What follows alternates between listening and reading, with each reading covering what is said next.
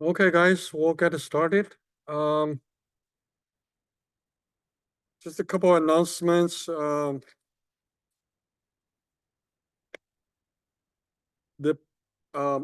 postponed the next quiz to April 29th because I thought it's better to test the chapter 12, to give you more time to study on it.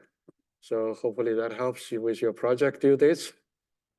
And then we'll have two lectures this week on chapter 12, the output stages. And then next week, we're gonna have two lectures, which is gonna be remote. So next week, don't come here. Next week, the two lectures will be online. So, but in real time, I'll be recorded as well. And then, yeah, those two lectures are gonna be on op-amps. Yeah, we talk about a lot of op-amps, but we're getting to real op-amps, how it's designed, what are the actual realistic considerations, things like that.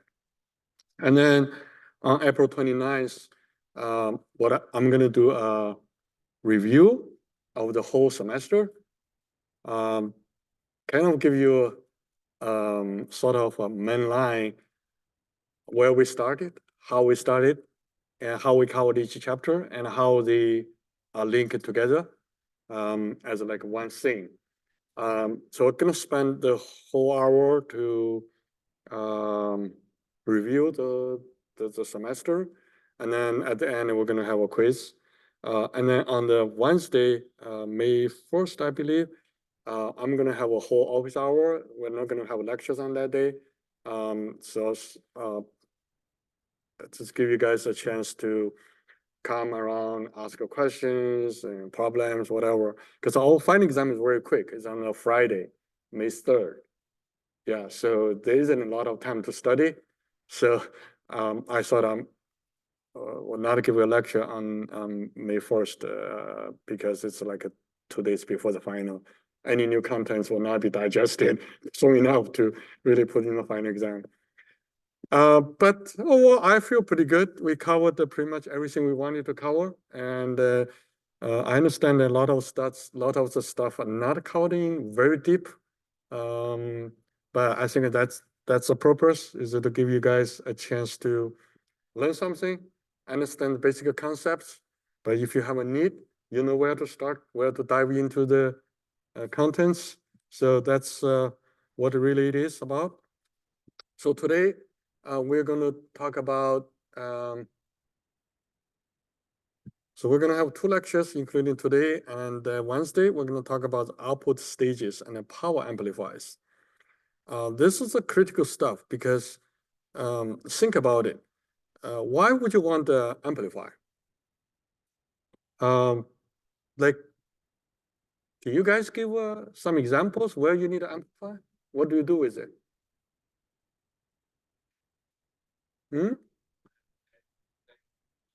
Connect to a speaker, okay. You want to amplify your music, your sounds. Yeah, okay, good example. What else? There's a lot of real life examples here.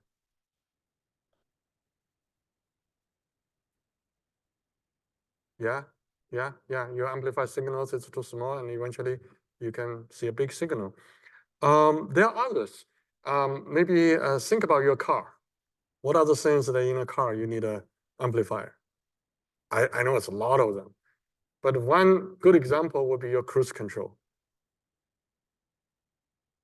So your cruise control is a simple, like when humans drive cars, how do we control speed? We look at all speedometer. We look at all speeds. If all speeds are too slow, we press the pedal, gas pedal, we accelerate. And once we reach the speed, we kind of let it gentle on the pedal, right? If we drive too fast, then we press the brake, we slow down. So all humans like in the middle of like a cruise control. But today's vehicles, every vehicle is equipped with a real cruise control. So what the cruise control does, it measures your vehicle speed. It compares with your set point. Like if you set your speed to 70, it matches your actual vehicle speed. It matches real speed. And it compares with your set point. So if the actual speed is less than your set point, what does it do is that it try to increase the throttle so that you get more gas, your vehicle running a little faster. If your speed is too fast, more than your set point, like on a, say on a downhill, it will reduce the throttle or even apply the brake so that your vehicle will slow down. So how was the throttle and the brake are controlled? They're controlled by some sort of actuators, like a motor, for example. So the motor drives your throttle, the motor drives your pedal. This is drive by wire, right? So, but the signal is coming from your measurement of your vehicle speed. So that measurement of vehicle speed, the error signal, the difference is fed to your op-amp sort of controller, and eventually it gives the actuator a signal saying, well, now open it or close it, open more, close more. So that's how it works. But so the final stage is most likely every amplifier, the final stage is to drive something. Drive a motor, drive a speaker, or drive antenna, or drive, whatever. It's always the last stage. So our amplifier, initially it will be a signal amplifier, but eventually at the end, what we need to do is need to drive something big, something more powerful. So that's why here we're going to talk about the output stages. It's really the last stage of your amplifier. So we talk about small signal, we talk about multi-stages, but those still signal amplifiers. But at the last stage, we want this signal to be able to drive something. So that you need power. So when you need power, when you want to drive something, depending on the final stage, the design of the final stage, we can different output waveform. Suppose you have an input waveform.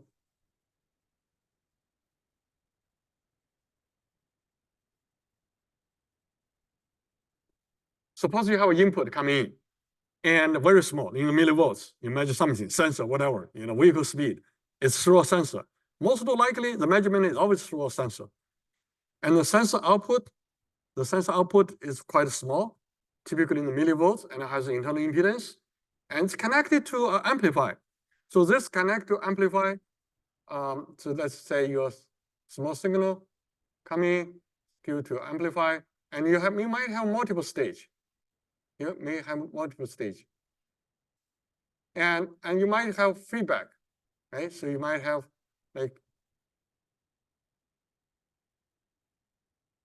or you might have positive or negative feedback. I mean, negative feedback, you might have shunt feedback, or you might have some sort of feedback. But eventually, at this point, you get a waveform output. So let me actually make this a little better, just not to confuse everybody. Let's make this a shunt amplifier. Okay.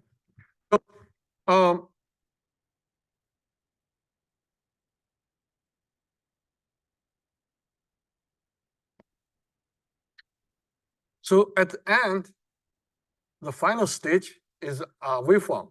So ideally, this waveform will be the same as the input, but with a little big amplitude, big voltage or current, whatever that's bigger, ideally. Sometimes the phase could be shifted or could be like reversed. But let's assume that everything faces the same, but we just get a big waveform. Exactly identical, proportional. So this way, this will be called a class A. And we'll later on discuss what is class A. And we'll tell you, yeah, class A looks beautiful. Looks beautiful because it's the same waveform, the input is the same, the input waveform, output waveform is the same, but more power. But the problem is that with class A, the efficiency is very low, only 25%. 25% is not good. Yeah, for milliamps, who cares? But when you go to amps, when you go to watts, when you go to tens of watts, 25% is a big problem because you're wasting energy. That's number one issue. Number two is that with all the watts lost it generates heat, which means you want to control something, you need a big heat sink. You have to dissipate the heat. Okay, so that's the problem. So that's why when we move on to like a different amplifiers. Then we have class B. With class B, we have something like this. So the second half is gone. It's cut off exactly at the middle. A 0, so this is T. This is VO. Let's call this all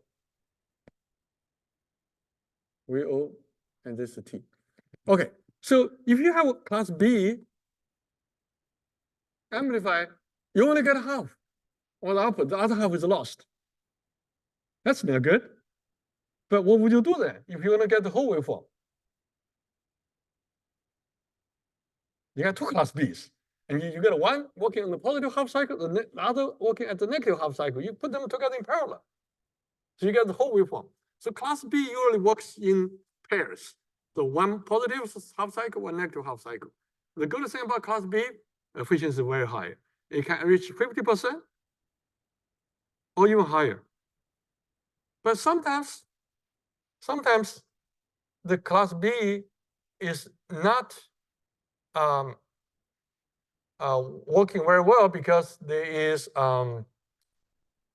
usually there is a problem with distortion. In the middle here, there's a distortion, and so what happens eventually, you might have something like this. So if you have like two class B together, yes, you get half waveform, but not exactly half. And then you get another half, you add it together, the middle part is gone. So they have a cross here, it's not connected. That's the problem. So in order to improve that, and people develop class AB. So class AB looks like this. So this is your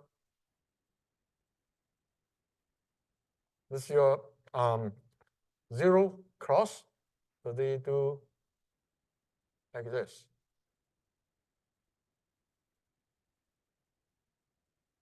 So the negative half is not amplified, but positive half. So what does it that it amplifies more? So this is, let's say, your shaft for the sine waveform. So it will basically shift it up a little bit. So if amplifies this much, so it's more than this, so it's shifted up. So now if you have another amplify back to back, you see this is going to amplify shift down a little bit, like over like this half, like here. So therefore, when you connect them together, you get a whole like perfect waveform. Okay, and then that's class AB. And then you have class C, only amplifies the small portion of it. Like the whole thing is not amplified. So this is class C. And then we can also have a class D. So class A, B, C, they are all like linear amplifiers. But when you even get, this works typically in the watts and tens of watts range. Because efficiency is so low, like 50%, even 70%, you really waste a lot of power. So if you move on to, let's say, hundreds of watts, like for example, if you can control your pool pump or something like that, or you control your actuators to drive your air conditioner, it goes to hundreds of watts, sometimes even kilowatts. This amplifier is no longer good because they waste too much power, too much energy. What we do is we go to class D. So class D is a PWM. What it does is that class D does this. So it goes like this. And if you do it like this, you got if you do the Fourier analysis of this waveform, you get a sine waveform. So it's really, it itself is a bunch of narrow poles. It's narrow at the end and it's more in the middle. So but when you do Fourier analysis, you get this sine waveform. This is called a class D, and we don't talk it here. So class D is talked about in power electronics. You guys take 584, they're all class D. Everything is class D. So over here, we talk about class A, class B, class AB, and class C. But for the time limits, constraints, we're going to only talk class AB and AB. Okay, we're not going to go on with class C. So this is the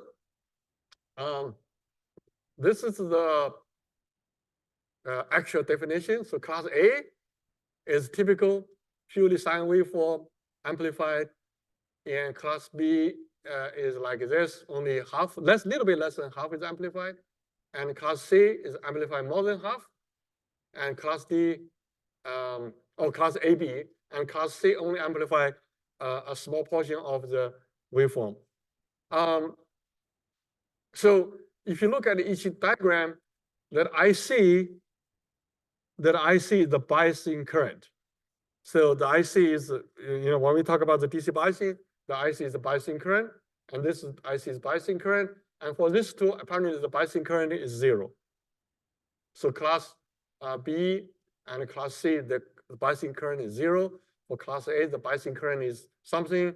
For class AB, the biasing current is also not 0. So that's the 4 different types of amplifiers. And we're going to continue on to talk about. Okay, so this is class D. If you look at the waveform, you get a bunch of square waveforms. And the envelope of this one, or the Fourier analysis of that, you get fundamental is a sine waveform. If you look at this bunch of square waveforms, they have different weights, like different weights. The narrow at the end, and then wider in the middle, and narrow in the end, and wider in the middle. So we call this, each pose width is different. So it's like they are modulated. So we call this pose width modulation. Basically, what we're saying is that we modulate the width of each pose. So it becomes pose width modulated waveform. Therefore, it's called PWM, pose width modulation. So the width of each of this is different. And we're not going to, again, we're not going to go details this one, but you're going to learn this in 584. Okay. So let's start with class A amplifier. This class A amplifier, so let's start talking about, review this.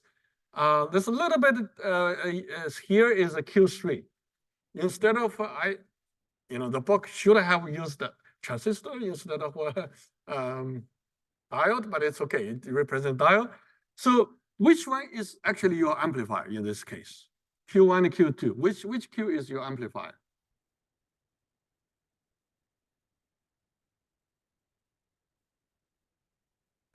Amplifier has an input, right? So apparently Q1 is your amplifier. I mean, Q2 does not have anything. So then what do you call this Q2? Like Q2, the base is connected here. So this one, the Q3 is the diode. The diode gives you a fixed voltage. So therefore, the current over here, gives you a certain amount of current and give you a biasing, basically. So this gives you 0.7 volts difference, right? This is negative voltage. So this one is minus VCC plus 0.7 gives you voltage. This is minus VCC, therefore it bias this one. So this part is really what we call a current source. So this is another way to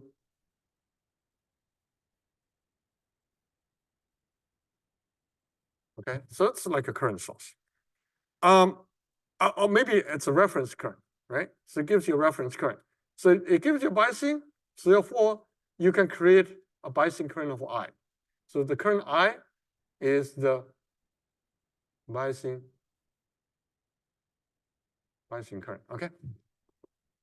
So as in this case, you can say, you can basically represent circuit in the waveform like this.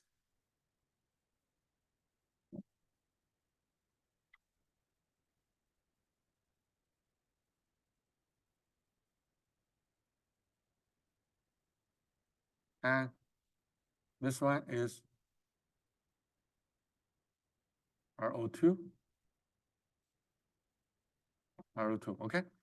And of course, this one you can also have a resistor here like RO. But let's don't do that. Let's do it just like this. Okay. And then okay, so this is like your equivalent circuit. Now, can you guys tell me what is this equivalent circuit? What is what type of amplifier is this one? We have a common base, we have common collector, we have common emitter. Which one is this one?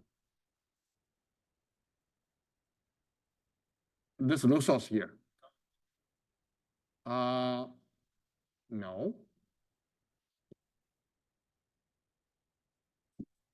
Which one is connected to ground? Which one is, where is your output?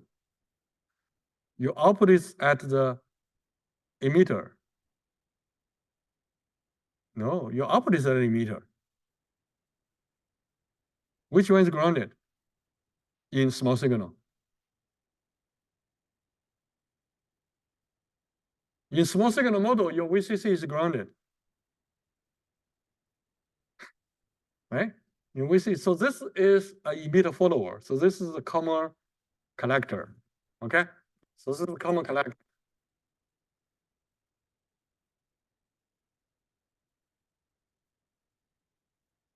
A common collector is also called emitter follower. The reason it's called emitter follower because the output follows the input. Basically, the gain is almost 1 is in small signal. And later on, I will draw equivalent circuit, a small signal equivalent circuit to look at the gains. But in this case, when we're talking about really the last stage is what we usually call large signal. So for large signal VI, okay, you might say, we're talking about small signal. Why here you talk about large signal? Well, because this is the last stage. The small signal we input, like we in from somewhere, it's already amplified by stage 1, stage 2, stage 3. Now we have the last stage, it's become the large signal. So VI, here is the large signal. It's no longer small signal, it's not millivolts, it's probably much larger in the volts. So that's why we call large signal. Okay. For large signal, VI come in, how much VO would you get?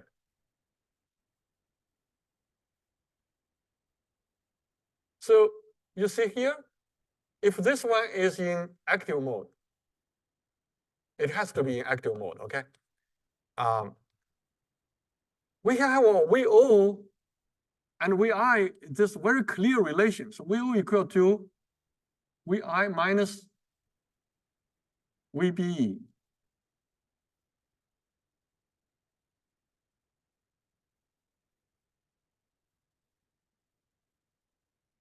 And VBE, of course, is typically 0.7.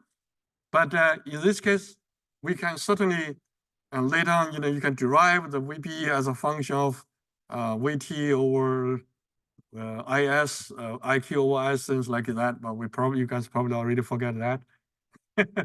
But anyway, so this is how you express VO as a function of VI. So VI minus VBE, you get VI. So now look at if you have VI was given, you simply take out VBE, you'll get VO. A few other equations, let's continue on, is we have this current IE and current I and IL. So you see current IE coming down and it splits between I and IL. So I is the reference current. Okay, I already wrote it here. It's also called the biasing current. So I is a biasing current, which is reference current over here. So I comes down here. So I comes down here, IL comes down here. So IE is the summation of I and IL. So I can say IE 1 equal to I plus IL. And I say IL equal to VO over IL. Right? To get all those.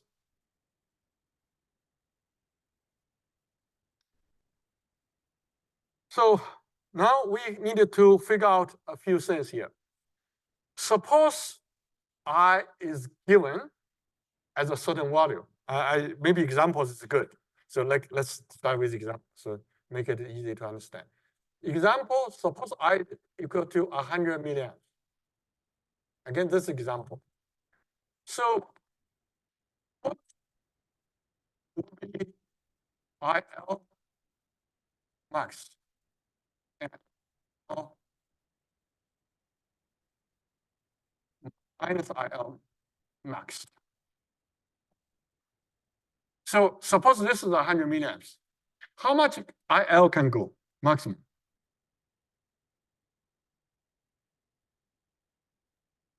Well, I guess for now, it can go as high as it can because it doesn't matter.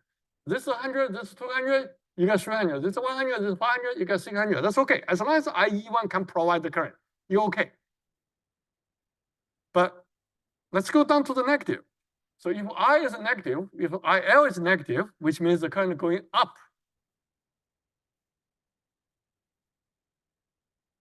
If current going up 100, this I is 100. So if this going up with 100, and which means you get I coming down this way, and this I is also going this way. How much? How high can you go? Like in the example, we have this is 100. If this is also 100, how much do you get for IE1? 0, right? Because this is 100, 100 coming, 100 coming here, so 0. If the current IE1 is 0, what happens? Q1 is cut off. Q1 is cut off, which means the circuit is not working. So that's why your 100 milliamps is the maximum you can go. In the negative direction, that's what you can go. You cannot go higher than 100 because if you go more than 100, your Q1 will cut off. Your whole circuit will stop working. So that's the key point, right? So then let's so that's one point. And another thing is that we want to see, okay, what is the maximum? Okay, so L max, okay, can be anything, but this has to be less than I. So this is very important. Otherwise, it will not work. So this minus I max has to be less than I. Okay, so secondly, let's see what is the range. So if this VO keep increasing, for some reason, let's say, we'll amplify. So how high can we all go?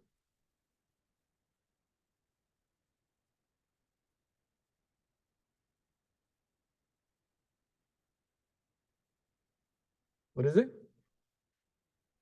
0.7? No. It can be higher.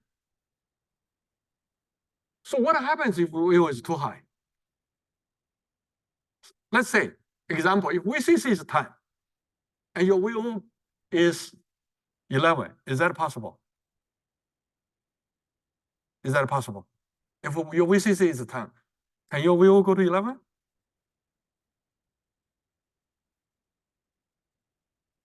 No, not possible. So what is the highest? Is VCC minus saturation range, saturation. So your Q1 saturates. If Q1 saturates, you're leaving the linear region, you're leaving the active region. So the amplifier is no longer amplified. So what you're doing is you have to keep Q1 in active region, which means the maximum you can go is Q1 barely at saturation. So it's not saturation, not active, but it's at the edge. So that's where your VO maximum can go. So your VO max can go with VCC minus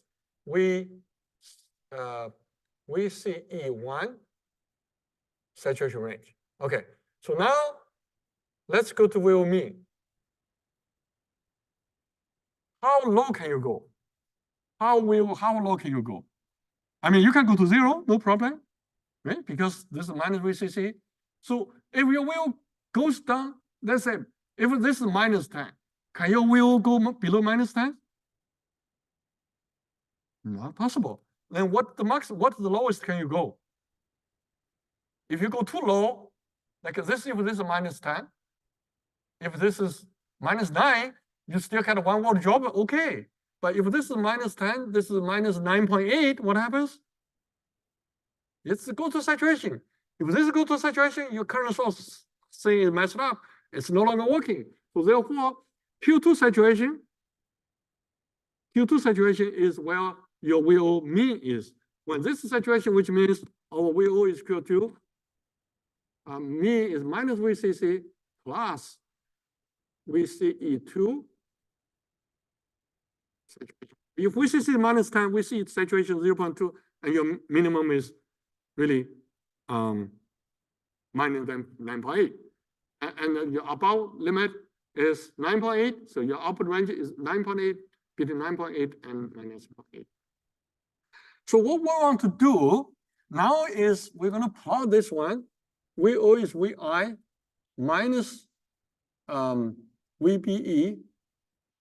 So this VBE1. We want to plot this one as a function of each other. So this is the VI, this is VO. So we want to plot this one. So if, let's see, yeah. So if VBE, okay, so if VBE is, VB is given like 0.7. So if VI is 0, or VO is negative VBE, which say maybe, I think in the book they call it 0.5, but let's just call it negative VBE1. So if VI is 0, you get negative VBE. So if VI is equal to VBE1, if VI is equal to VBE, and what do you get for VO? 0. So that's why you have 0. So if you simply extend this line, you'll get this. Okay, now we already know what is the maximum you can get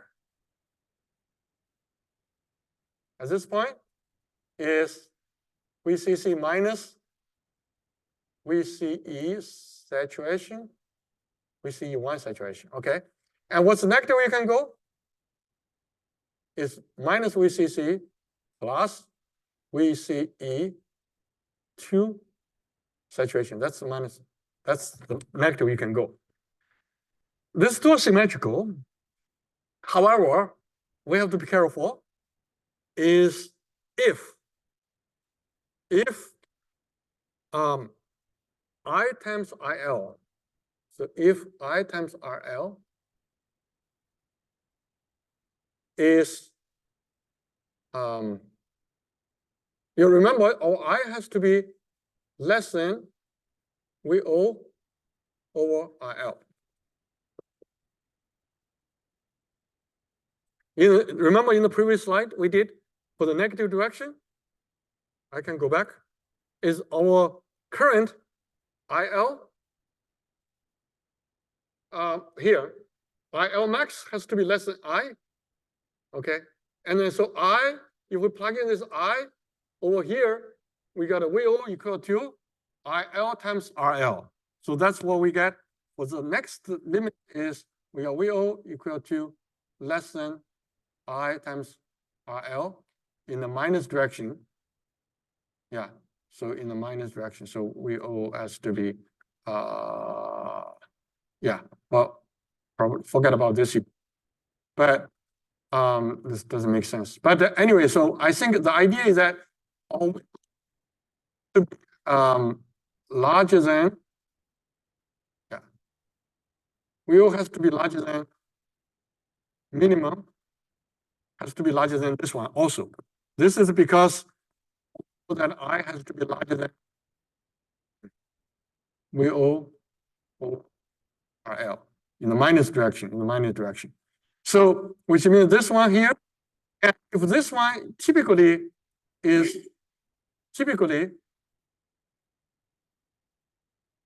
this one is smaller, is less than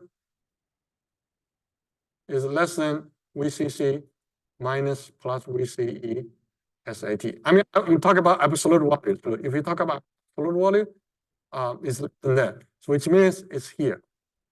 So it's minus I times RL. So what it really says that if this I is not designed properly, this line might actually move up. So your range is smaller from VCC minus VCE to minus I times RL. Or if you design this properly, these two lines can overlap, that will be the best. So your current design has to be quite right. So that's what we get, this line. And then here, it gives you the exact plot Okay, that's what I plotted from the previous slide, just to give you a better understanding. And this, but you can see here, there's a little bit of shift in the output because it's not crossing at 0. So therefore, remember on the curves that we got in the if we plot this one into t and we O, and there's a little bit of shift, like it's not exactly at 0, so it's probably shifted something like this, yeah. So it's shifted. So we it's not exactly at the VBE, at 0. It's at the VBE, right? So it's a little bit half. Okay. So that's what we have for the class A. So I'm gonna go to do an example, and we're gonna look at what is the how we can actually get the numbers. So in this example, we're gonna have well, I probably should redraw the diagram here, just make sure that we are on the same page. So we're gonna have this one here. I'm gonna redraw the diagram.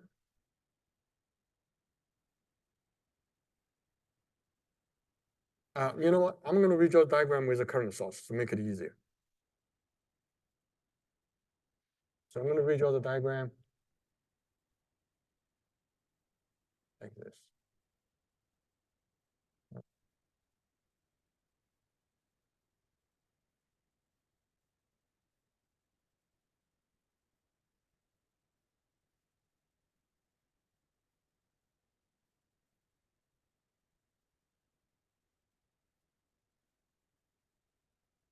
Okay, so this is I'm gonna call this I. And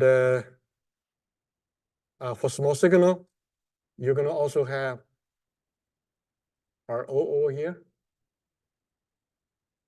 Okay. So this is a circuit, and in this circuit we have a known parameter. Let me see what was given. So VCC equal to minus VCC equal to 15 volts, and I was given at 100 milliamps, and RL was given at 100 ohms. I want you to pay attention to this RL. It's only 100 ohms. Remember, in the previous examples, in the previous chapters, our RL is always in the kilo, 10 kilo, 5 kilo, right? And sometimes we want to be in the mega ohm. We want to use a current source. Those because we are amplifying a small signal. But here we're amplifying a large signal. The load is actually meaningful. It's like a speaker, 100 ohms. Sometimes, actually, in the future examples, you're going to get like 0 point some ohms. Very small. You get large current. You get amps, not milliamps. That's why we're talking about output stage, okay? So I want to go to find the small signal gain. So I want to draw the small signal equivalent circuit on this one. So for small signal, we can use the pi model. Oh, I mean, sorry, the T model.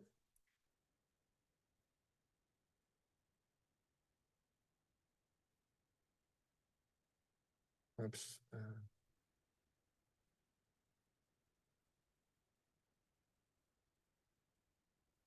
We're going to use the T model for the small signal. So this is a GM times VGN times VBE. And this is 1 over GM.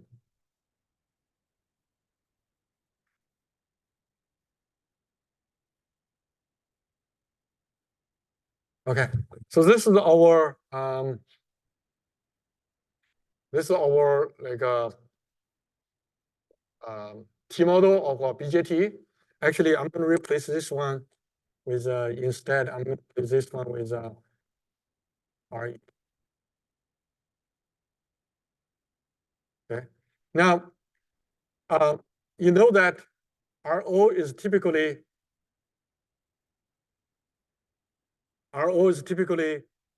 of the current source, typically in the kilo ohms, many kilo ohms, 10 kilo ohms, 5 kilo ohms, whatever. So if that is in the kilo ohms, this is only 100 ohms. This is like 10 to 100 times bigger than RL, and this two are in parallel. What do you say about RO? This is in parallel. So if this is 10K, this is 100 ohms, this is two parallel, the result will be RL, right? So this one we can be removed. So this is removed. So this removed, this circuit becomes, I'm going to further redraw the circuit again, just so you guys understand what we are doing here. This becomes RE1, and this becomes RL. This is the ground, and this is a VO. So you see here, we have VI. Huh? What happened? Okay, here. So we have apparently here with a ground here. So we can write VO. Suppose there's a current I. Suppose there's a current called IE. So how do you write VO? So VO will be IE times L, right? So suppose IE comes in this way. So this VO is this. And how about VI? VI will be equal to IE times RE1 plus RL. So therefore, your gain will be VO over VI will be, so I cancel, you get RL over RL plus RE1 as 1 over plus RE1 over L. So this is the equation of A. This is what we get for the amplified gain. Now, so far, I have not done really anything about the actual, yes? What is it? What? RO? Because RO is too big.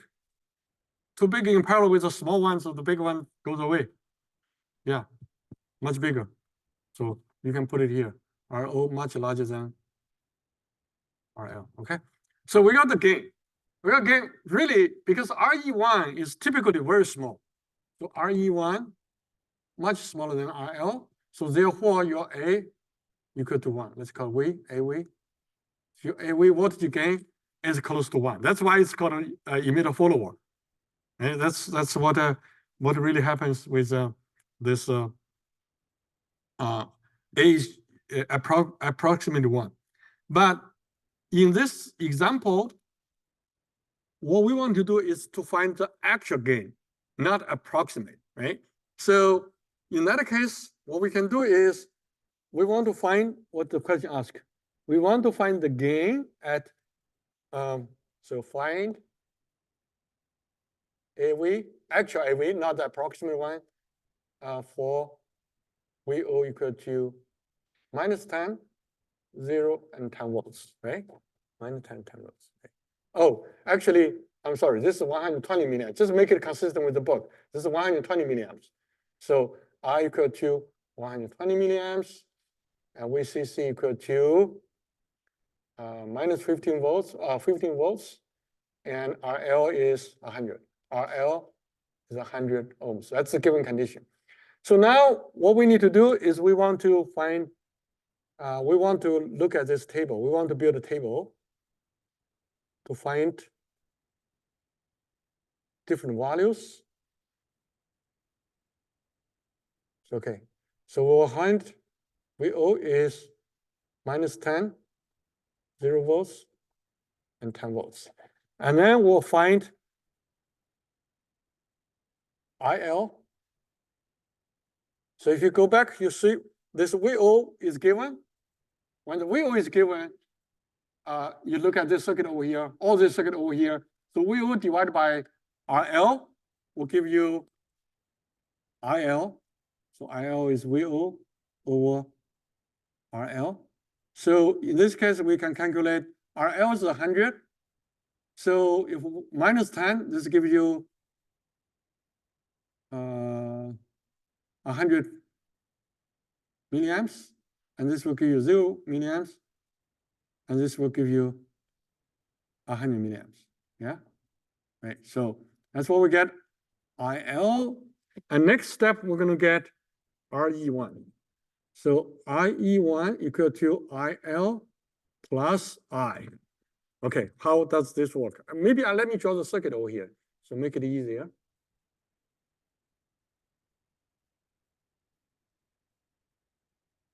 I'll redraw the circuit for your convenience. So the circuit is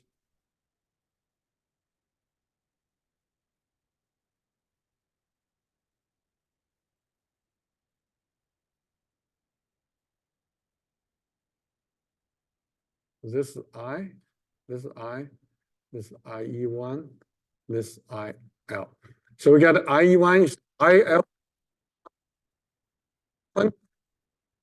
minus 100.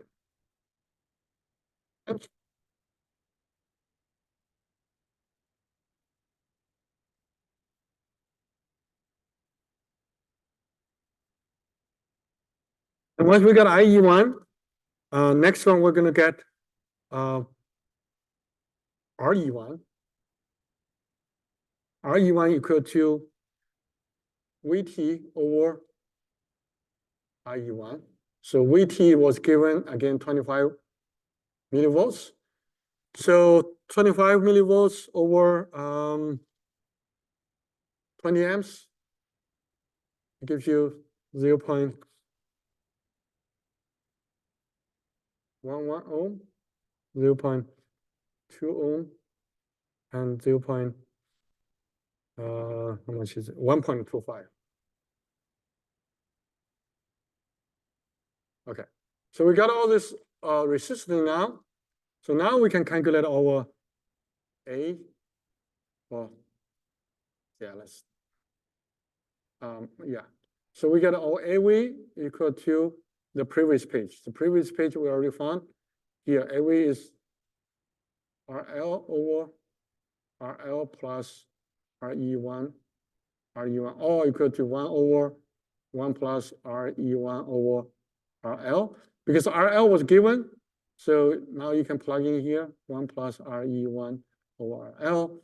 You simply plug in these numbers because you see RE1 is such a small number, like 0.11, 0.2, 0.25.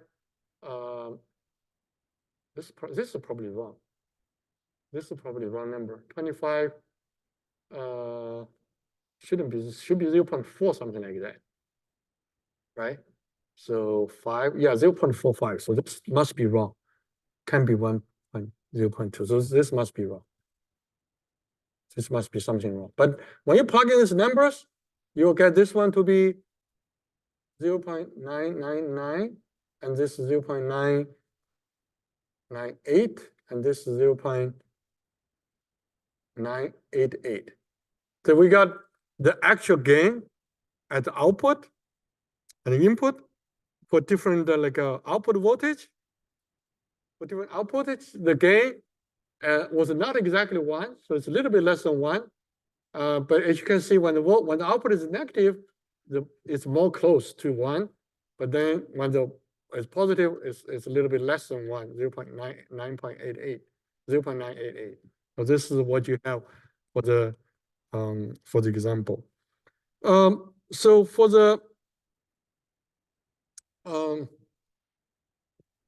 now if we plot the actual waveforms of that output, if we actually plot the waveform with any given sinusoidal input, Vi, you basically can plot the output waveform maximum like this much, and then VCE1. Okay, so this is the VO. So VO can change between 0 and VCC and minus VCC. Over here, what they did is neglected VBE.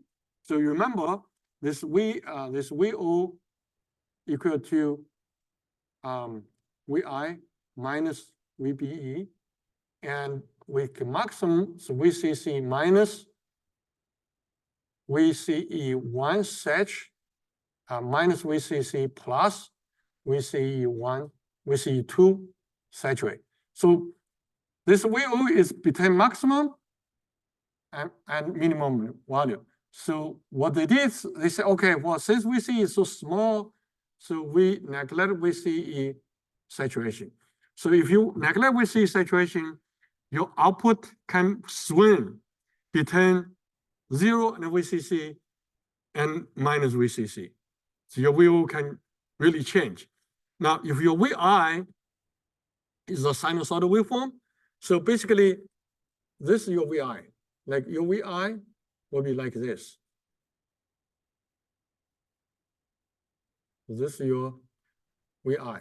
Well, you say, why is your VI like more than VCC? Well, that's the problem. Because if your output swings between minus VCC and VCC, your VI must be larger than VCC. Otherwise, you can't get VCC because VO is VI minus VBE. So VB is 0.5 or 0.6, 0.7, whatever the number is. Okay, so because this top equation here, VO is VI minus VBE. So the difference between them, this is the difference here, is VBE. And that's your weight. So your VI minus VBE gives you your VO. So if your VI is this much, your VO is swinging between VCC and minus VCC. Now, of course, this is the maximum VO. Your VO doesn't have to be always like that. Okay, I'll make it clear. This is only at the maximum output condition. If your VI is smaller, what happens? So, I mean, if your VI is this much, and this is, let's say your VCC is here, but this much VCC. So what happens with your output? Your output will simply be just a little bit less than, and the difference here is VB. So you see now your output stage can swing from minimum, like minus VCC to VCC, but your output doesn't have to be always at its maximum.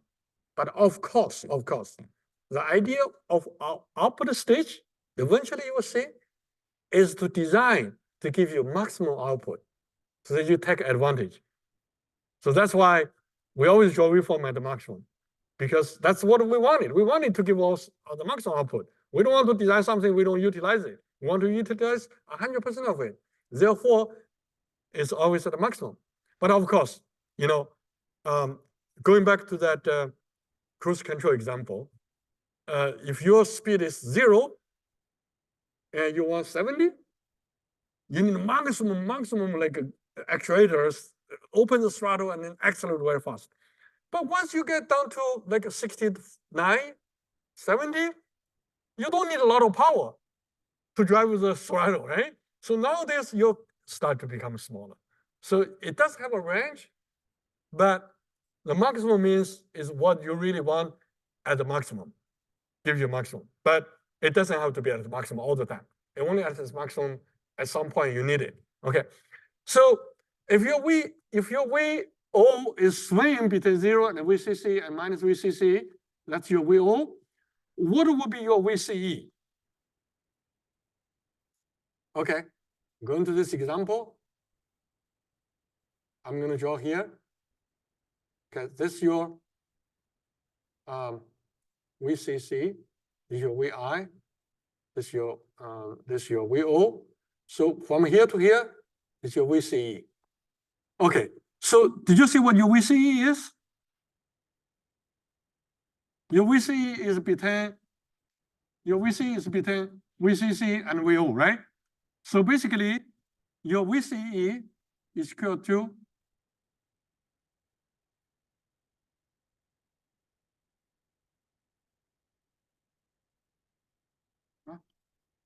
only erase. Okay, that's fine. So your VCE 1 equal to VCC minus VO. VCC minus VO. But your VCC is a constant number. And your VO is like this. So what would you do? Okay, well, you simply just plug in a line over here and you minus. So if your VO is 0, so if your VO is 0, what is your VCE? VCC minus 0, VCC. So if your VCC, if your VO is VCC, if your VO is equal to VCC, what is your VCE1? 0. And if your VO is minus VCC, what is your VCE? So VCC minus VCC gives you 2 VCC. So that's why you got this curve. Okay, that's your, yeah. So this is your, or whatever. It doesn't write anymore. So VCC, okay, fine. So this is your VCC, is this your VCE waveform? So your VCE. So your VCE equal to VCC minus VO, so that's why it's shifted up. That's your VCE. So you might ask, why do I care about VCE? Well, it's important because when we move on to the next page, you will see that this concerns your power consumption. And I will explain to you why. So now I want to plot IC1. Okay, I need to plug in this figure all the time, just so you guys understand. Okay, this I, this I, this IL, this I E1, and over here is IC1. So if we neglect the current over at the base, basically IC1 and IE1 are basically the same. So we can say that IC1 equal to I plus IL. And when the system is at its maximum swing, your current is equal to I plus VO or RL. Okay. So, and also we concluded that this I has to be larger than the negative current. The I has to be larger than the negative IL. So therefore, your IC would swing between so I plus I and I minus I. So there's 2I and this is 0. So because your VO, see this one here, this one can go between minus I and I. That's your range. So your VO over RL is swing between minus I and I. So that's the maximum. So therefore, my IC1 would swing between I and 0. And between 2I and 0. Because if you plug in, again, you plug in this equation here. You plug in. So if IL is I, your IC1 is 2I. If IL 0, your IC1 is I. If okay, so if your IL is 0, if your IL is minus I, so your IC1 equal to 0, IC1 equal to I. If IL equal to I, your IC1 equal to 2I. So that's why you got this equation over here. So now I got to the point. So I have IC1 and I have VC1, VCE, okay? So I have these two numbers calculated. And VCE from the previous page is here. So VCE has this waveform. And we can plug in this waveform. Maybe I should do it this way. Maybe I should do this way. So let's plug in this T. So let's plug in VCE1, and let's plug in IC1. So, and then we can look at how they look like. So IC1 is from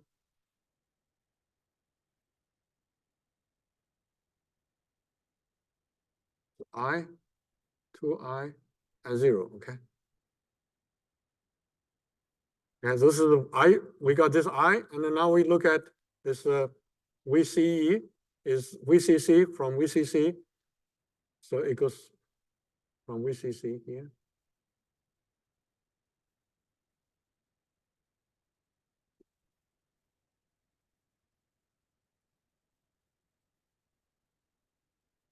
So this is a VCC, 2 times VCC, and then this is 0. Okay, this should be 90, 0, this half. Peak, this peak is bottom, this peak, yeah, this is right. So this peak is bottom, okay. So again, I'm going to draw the circuit again here.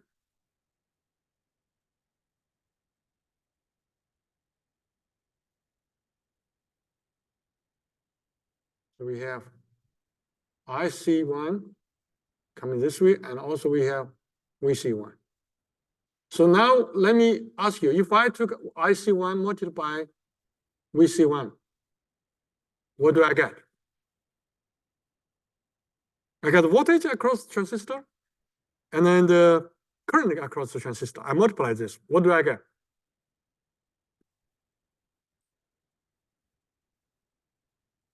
I got power, right? So I got power. So, oops, what happened? This is the power of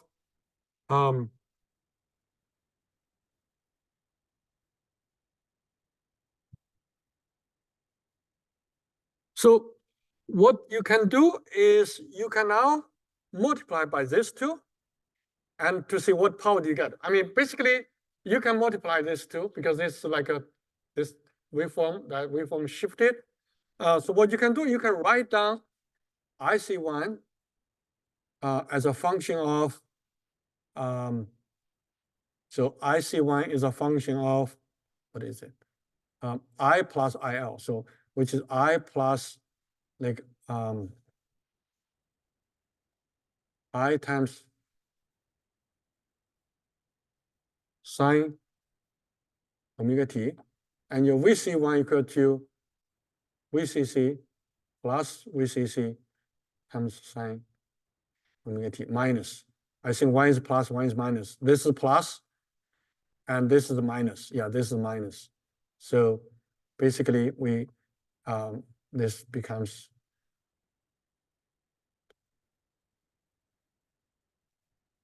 minus. Okay, so you might say, well, why would you write them in a like science waveform? Well, because our input, our output VO is in the VO prime so sine omega t. So that's we have this, right? So you multiply this two, you will get P equal to I times VCC, 1 minus sine omega t, 1 plus sine omega t, and equal to I times VCC times 1 minus sine omega t squared, and it gives you I times VCC times cosine omega t squared.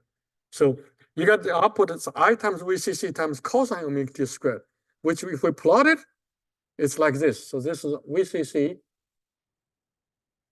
dy equal to I times cosine squared omega t. So which means, you know, this angles here is going to be pi, and this is 2 pi. Like here, you got much narrow window.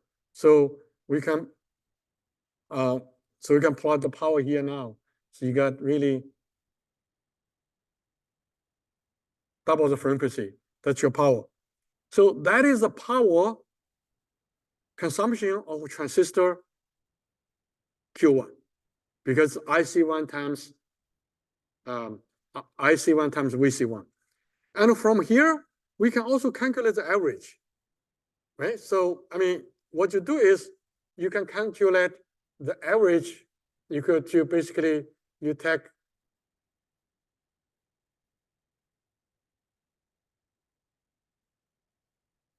this one and you calculate it, and eventually you will get this one to be 1/2.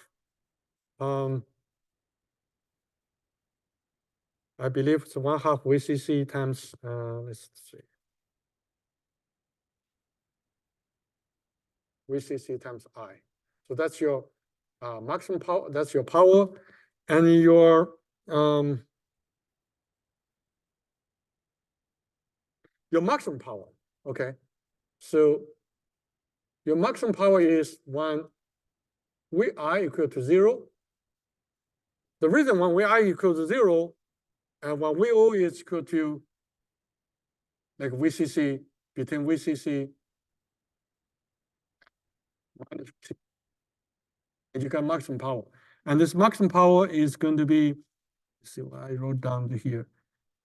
Maximum power is VCC times I. So your max equal to this.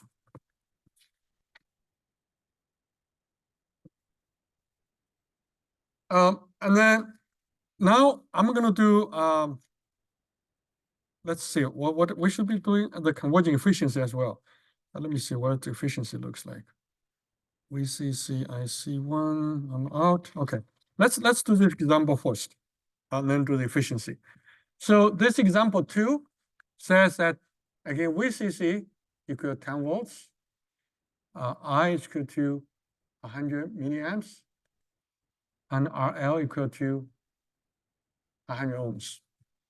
And it tries to calculate the losses of each one. So we calculate like a PQ1 equal to VCC times I. So VCC is 10 and I is 100. So that gives you 10 volts times 100 milliamps. That gives you 1 watt.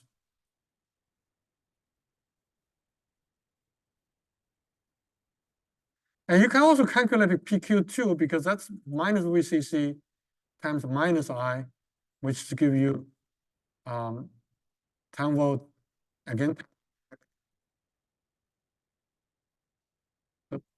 How you would calculate the maximum losses inside each of the transistors.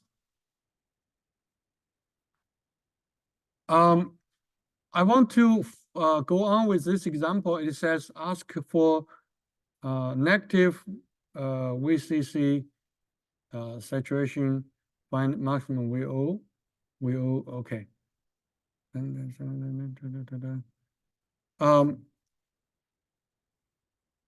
When Vi equal to negative, we draw the circuit over here. So the circuit Q1. Now I'm going to put the Q2 over here. So this is, yeah, this is, you have, okay, just this RL, VO. So what happens is we want to see what happens when Vi is negative. So when Vi is negative, your VO is Vi, again, Vi minus this VBE. Let's neglect VBE. So we neglect VBE. Well, we shouldn't neglect VBE, but I guess we could do that. Let's don't neglect it because it probably doesn't.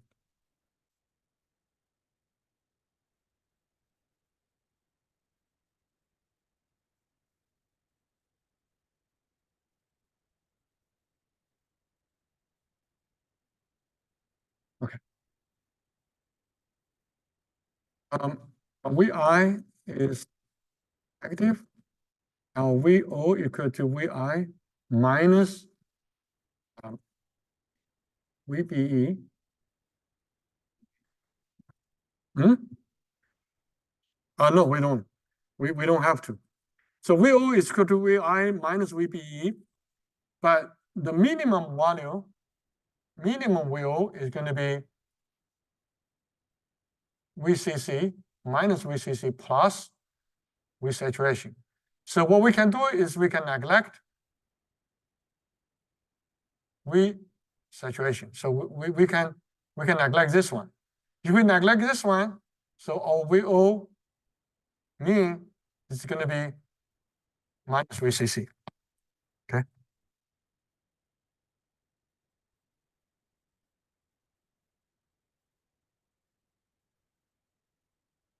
So at this point, if our current is 100 milliamps, so this is 100. So I is 100 milliamps. I want to calculate how much losses, and we owe, so IL. So IL equal to minus VCC divided by RL, which is minus 10 divided by RL is 100. It gives you 100 milliamps, okay? So minus 100 milliamps. So our E1, IE1 equal to I plus IL gives you, which, plus, so it's going to be 200 milliamps. So this one is 200 milliamps. And it's 100 coming down here. No, actually, no, it's 100 coming up. 100 coming up this way. No, actually, IL is 0. Okay? 100 minus 100 is 0. So, okay, sorry. So here, this 100 coming down, 100 coming up. They summarize here. So we really get IE1 is 0. IE1 is 0. So when IE1 is 0, PQY is how much? Even though there's a voltage, but because IE1 is 0, there's no current, right? So the power loss on Q1 is 0. And how about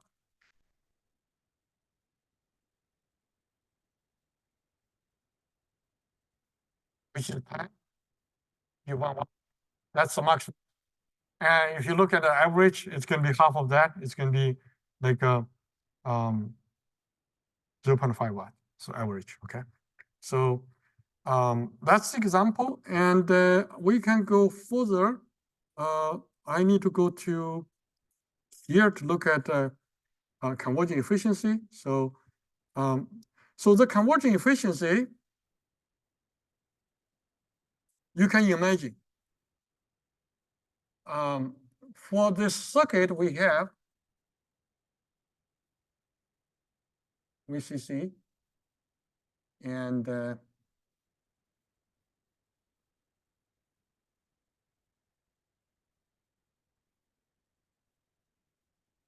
so you have here, you have VCC, you have minus VCC. So the power coming out here is called IE1 equal to I plus R IL. And here is current I, and this is IL. So you can basically look at this.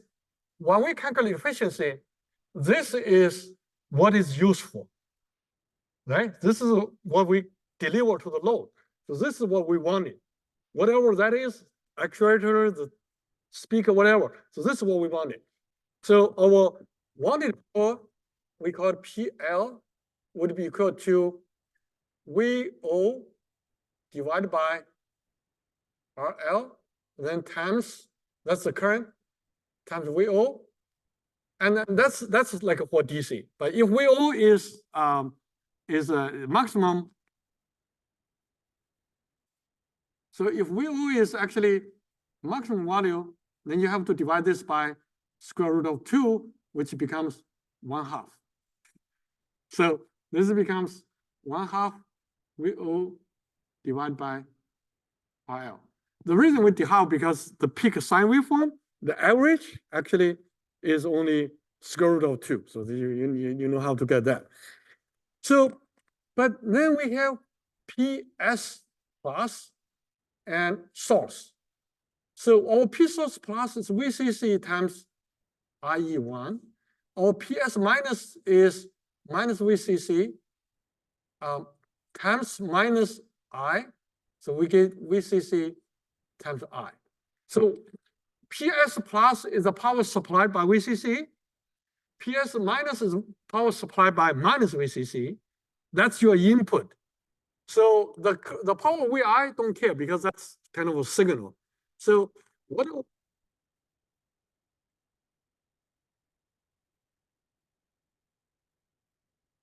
minus O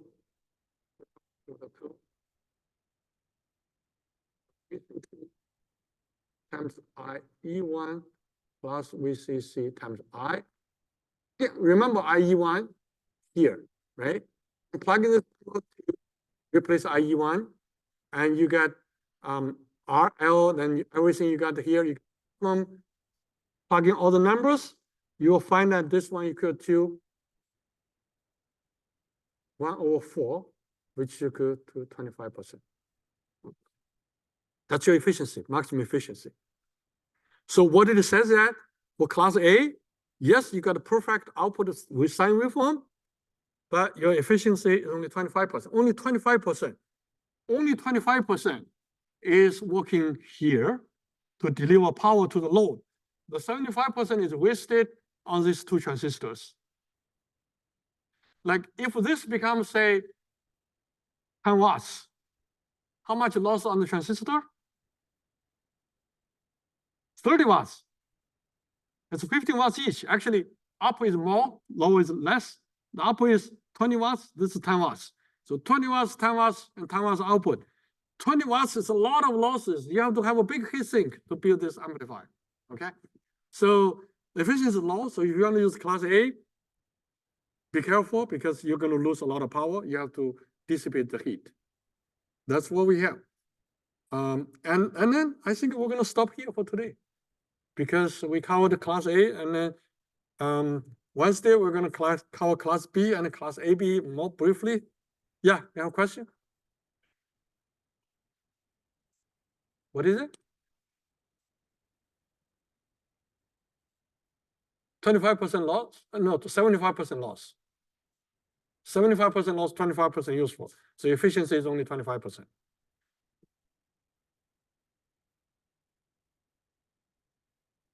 Okay, so I'll post the slides and the recording for whoever is not here. Hopefully they'll watch it and understand it.